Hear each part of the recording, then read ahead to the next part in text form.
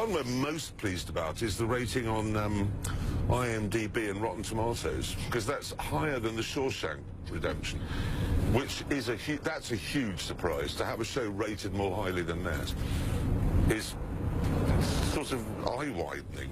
Well, I don't know if you read reviews, but not only have the viewers turned out, the reviews have been very positive. One yes, said except the BBC, weirdly. Yeah, they didn't like it. How weird's that? For people who haven't seen the first episode yet, how is it different from Top Gear? It's Top Gear in witness protection, is what it is. As a friend of mine said the other day, a reviewer.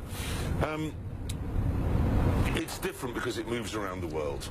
That's really it. So we're hosted from a tent, which in show 1 was in Los Angeles, 2 is in Johannesburg, 3 is in England. So it moves around the world. The audiences are therefore different. But it's still James, Richard and I. So it's like if you have a glass of champagne and you have it in a bucket or a glass, it's still it's still champagne, and that's really what it is. It's a different vessel, but the show's there's different elements about the same. How are you finding working for Amazon? Have you met Jeff Bezos? What's that like? No. I had an email from him. I forgot to reply, I've just remembered. But anyway, no, he emailed us to wish us luck, which was nice. And no, I mean, Amazon, they provide the tool that enables people to see it.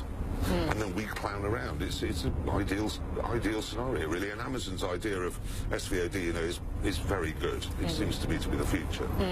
You know, it's interesting you say clown around, because initially a lot of people would have said you host a car show, or Top Gear is a car show. It seems like it really has morphed into something else, or the real attraction is the chemistry between the three of you. What do you think it is that appeals to people? It's so peculiar. I mean, one of the things that's been interesting is that around the world, Top Gear was a very well-known show.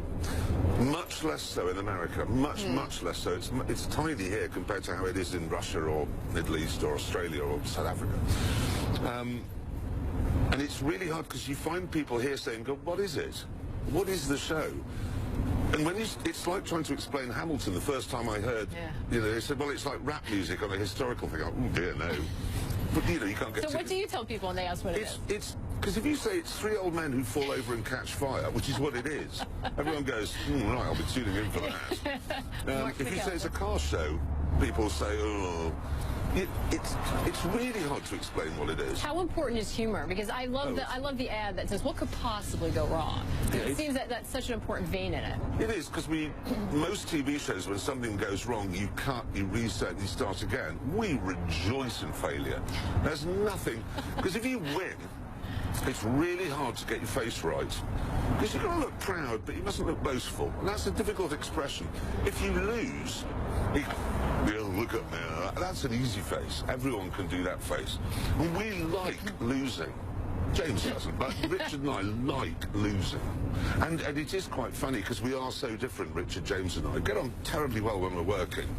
Not working? Yeah, not working. Last people in the world I'd like to see. But it's really hard to explain why it's so popular, because it was the world's most watched TV show, factual TV show.